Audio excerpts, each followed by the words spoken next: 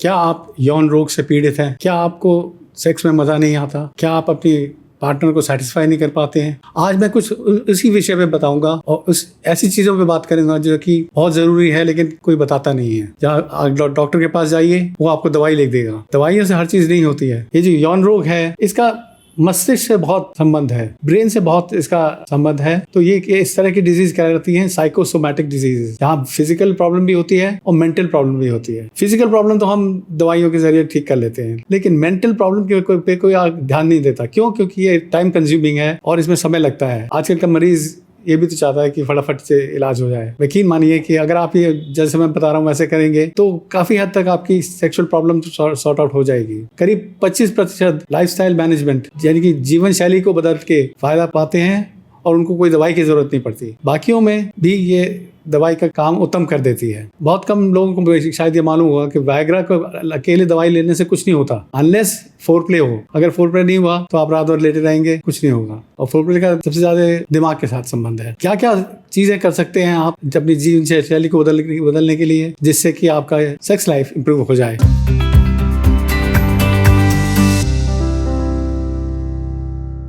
सबसे पहले मैं डाइट की बात करूंगा। डाइट जो है उसमें सारी बैलेंस डाइट होनी चाहिए। जो प्रोटीन्स, कार्बोहाइड्रेट्स, फैट्स सारे होने चाहिए और जो विशेष तौर पर माइक्रो न्यूट्रिएंट्स और जो एंटीऑक्सीडेंट्स हैं, इनका बहुत बड़ा रोल है। क्योंकि स्पर्म्स में जो मोटिलिटी चलाते हैं वो उसके लिए एनर्जी चाहिए होता है, उसके लिए प्रोटीन चाहिए होते हैं, उसके लिए माइक्रो न्यूट्रिएंट्स चाहिए होते हैं। ऐसे ही लिंग के जो मसल्स हैं, मांसपेशियां हैं, उसका काम और बेहतर हो जाता है माइक्रो न्यूट्रिएंट्स से या एंटीऑक्सीडेंट से। तो अभी हमें समझ में आता है कि माइक्रो न्यूट्रिएंट्स एंड एंटीऑक्सीडेंट बहुत जरूरी चीज है। कहाँ से मिलेंगे ये? Soups and salads. सूप में माइक्रो न्यूट्रिएंट्स होते हैं, एंटीऑक्सीडेंट्स होते हैं। अब सूप तो कोई सा भी ले सकते हैं, वेजिटेरियन नॉन वेजिटेरियन कोई फर्क नहीं पड़ता। सैलेड्स में हरी सब्जियों के तौर पे ले, ब्रोकली बहुत अच्छी है और इसको इनकॉर्पोरेट खीरा, टमाटर, ये सब चीजों में बहुत ज्यादा एंटीऑक्सीडेंट होता है, वो बहुत अच्छा रहता है। और डाइट्स के जो पूरे चीजें हैं वो मैंने अपने पहले वीडियो में दिए हुए हैं, please refer to my earlier videos for the same. इसके बाद आता है एक्सरसाइजेस। वर्जिश करने का कोई फर्क पड़ता है? जी हाँ, बहुत। क्योंकि उससे बॉडी के टॉक्सिन्स निकल जाते हैं, उससे बॉडी की जो वीकनेस है, जो ढीलापन है, वो ठीक हो जाता है और उससे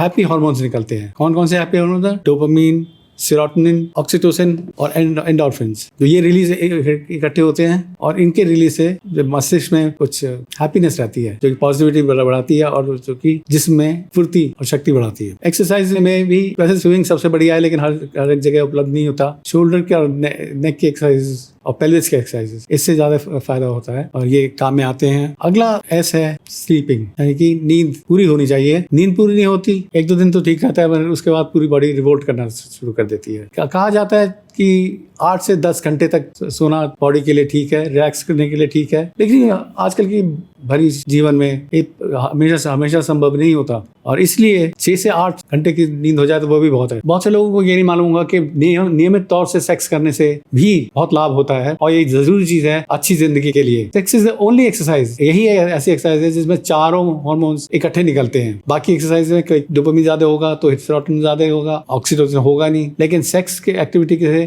से एक तो सारे मसल्स की एक्सरसाइज हो जाती है और दूसरा डोपामिन, सेरोटोनिन, ऑक्सीटोसिन और एंडोर्फिन, ये जो हैप्पी हार्मोन्स हैं वो सारे रिलीज होते हैं। स्ट्रेस एक मेंटल स्ट्रेस होता है और एक फिजिकल स्ट्रेस होता है। फिजिकल स्ट्रेस को तो हम देख लेते हैं और कोशिश करते हैं कि ना हो, परंतु उससे ज्यादा जरूरी है मेंटल स्ट्रेस ना हो। क्योंकि मान लीजिए आपके बॉस ने आपको डांटा, उसका असर मेंटल होता है और वो इतना हावी हो जाता है मस्तिष्क पे कि फिर अगर आपको किसी और चीज में मन ही नहीं लगता। इस चीज को मैनेज करना बहुत जरूरी है। एक सिंपल सा फॉर्मूला है कि घर की चीजें घर पे ही छोड़िए, स्ट्रेस है। जब आप ऑफिस जाएं और ऑफिस से जब घर आए तो ऑफिस को भूल जाइए। कहना आसान, करना मुश्किल, बट धीरे धीरे करते करते ये पॉसिबल है। और एक स्मोकिंग एंड स्पिरिट्स। स्मोकिंग से हर जगह नुकसान होता है, लंग्स में होता है, यूरिनरी ब्लैडर में नुकसान होता है और सबसे ज्यादा तो आर्टरीज के जो वॉल्स होती है, अंदर की वॉल्स होती हैं, उस पर नुकसान होता है। तो इस नुकसान से क्या होता है कि कोलेस्ट्रॉल डिपोजिशन होना शुरू कर देता है। एक तो ये करता है स्मोकिंग, दूसरा वो स्पैज्म में चली जाती हैं वेसल्स। अब पेनिस की वेसल्स जो हैं वो 1 मिलीमीटर की डायमीटर की होती हैं, तो as opposed to cardiac muscles vessels which are 3 millimetre in diameter. तो पहली कौन सी ब्लॉक होगी?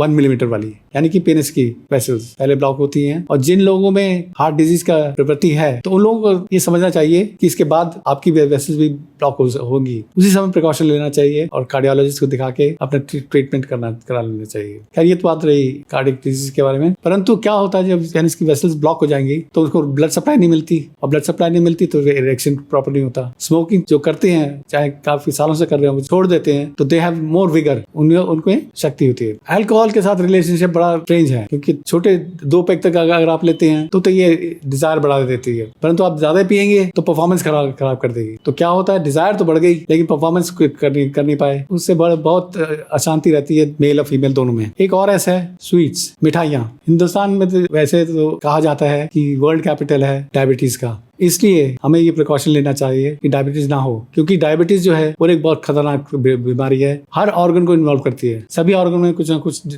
प्रॉब्लम करती है। किडनी तो लिवर हो तो उसमें प्रॉब्लम करती है, एक्सट्रीमिटीज में प्रॉब्लम करती है, और श्योर इनफ पेनिस के एक्शन में भी दिक्कत करती है। इसका असर ज्यादा होता है क्योंकि ये नर्व्स पे अफेक्ट करती है, ब्लड वेसल्स पे अफेक्ट करती है, और मसल्स पे अफेक्ट करती है, सारी चीजों पे अफेक्ट करती है जो चाहिए होती हैं एक इरेक्शन में। इसलिए डायबिटिक पेशेंट्स को जल्दी ही इरेक्टाइल डिसफंक्शन की प्रॉब्लम हो जाती है। बेहतर यह है कि डायबिटीज को कंट्रोल किया जाए, और ना ही हो तो अच्छा है। तो ये रहा सारे एसेंस का कमाल। अगर आप इस पे अमल करेंगे तो मामूली तौर की इरेक्टाइल डिसफंक्शन है वो तो ठीक हो जाएगी, और नहीं होगा तो आपकी सेहत तो अच्छी हो जाएगी। अगर आपको मेरा ये वीडियो अच्छा लगा तो लाइक कीजिए और सब्सक्राइब कीजिए, ताकि मैं जल्दी से जल्दी आपको वीडियो बना के दे सकूँ। एक और एस रह गया था, वो मुझे बताना चाहिए, एस फॉर सक्सेना। मेरा मतलब ये है कि इन सब चीजों के बावजूद भी अगर आपको प्रॉब्लम रहे, दिक्कत है, तो उसको अपने पास समेट के मत रखिए, go to a professional. Generally जो लोग सेक्स प्रॉब्लम्स को सॉल्व करते हैं उनको एंड्रोलॉजिस्ट बोलते हैं। अब एक नया टर्मिनोलॉजी सेक्सोलॉजिस्ट भी आ गया है, बट जो कोई एक्सपीरियंस पर्सन हो उसके पास जरूर जाएगी। नमस्कार।